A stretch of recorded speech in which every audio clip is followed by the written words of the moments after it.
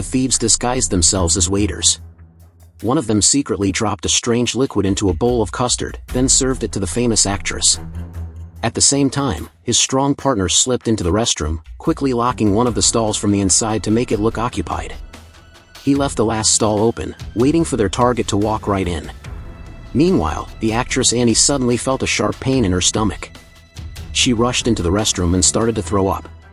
At the entrance, one of the thieves pretended to stop the bodyguard, claiming this was the lady's room. Another teammate stepped forward, acting as if she was helping Annie, but instead took the diamond necklace off her neck. The necklace was quietly placed back on the waiter's serving tray, so the bodyguard at the door wouldn't suspect anything. Once the tray was carried into the kitchen, another accomplice disguised as a dishwasher quickly slipped the necklace into her pocket. This woman wasn't just a dishwasher, she was actually a skilled jewelry designer.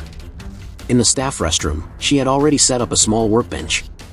Her mission was to dismantle the necklace and reassemble it into 7 different pieces of jewelry, which she would later distribute to her partners so each of them could smuggle the pieces out safely. By the time Annie walked out of the restroom, the bodyguard realized the necklace was missing. But the restroom was already empty, leaving them no clue.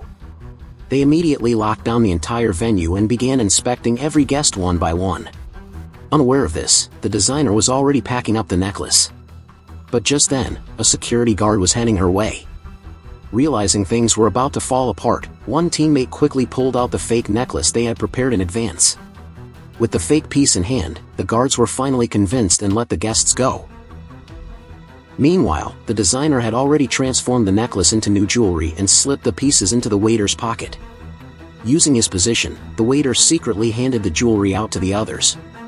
Soon, the whole group changed into elegant gowns, walking away with confidence as if they were wealthy ladies.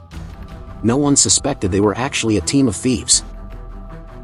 Just days earlier, Annie had announced her partnership with a jewelry company and revealed that she would attend the upcoming exhibition wearing a diamond necklace worth millions.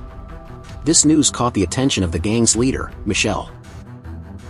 She immediately called her teammates and began planning to steal it. They first studied the necklace using scanning glasses, then made a perfect replica. On the day of the exhibition, they blended in with the crowd under different disguises. That's when the story at the beginning unfolded. But things didn't go as smoothly as they thought. The jewelry company quickly realized the necklace had been swapped and contacted the police. The sheriff reviewed the surveillance footage but found nothing suspicious. Why? Because the gang had a hacker who had already tampered with all the video recordings. Left with no leads, the sheriff turned to Annie. But even she had no idea when the necklace had been switched. On the other side, the gang was celebrating their successful heist, until Annie suddenly showed up. It turned out Annie had known about the theft all along. The reason she didn't expose them right away was because she wanted a share of the profit.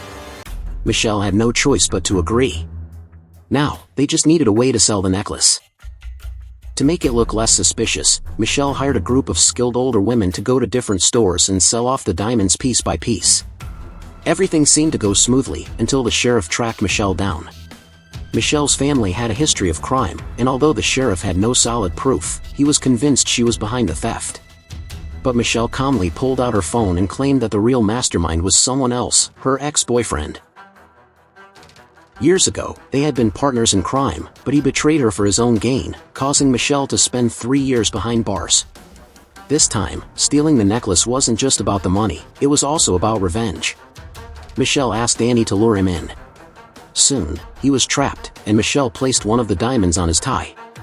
She then snapped a photo and sent it straight to the sheriff. But a single photo wasn't enough to convict him. So Michelle went further, she transferred all the illegal money from the diamond sales into his bank account. This time, there was no way he could explain his innocence. Although Michelle successfully got her revenge, the group ended up with nothing. Just then, Michelle calmly opened the fridge, and to everyone's shock, it was packed full of jewelry. Her true plan had never been just that one necklace. From the very beginning, her target was all the jewelry displayed at the exhibition. The day before the event, she had hired a master thief and arranged for her to sneak into the venue. When security discovered the necklace was missing, they focused all their energy on searching for it, completely unaware that the master thief was already swapping out the rest of the jewels. With the help of the designer, she managed to move everything out through the back door. Annie was stunned when she heard the full story. She never expected Michelle's plan to be this thorough. In the end, the gang sold off the jewels and vanished into a life of luxury.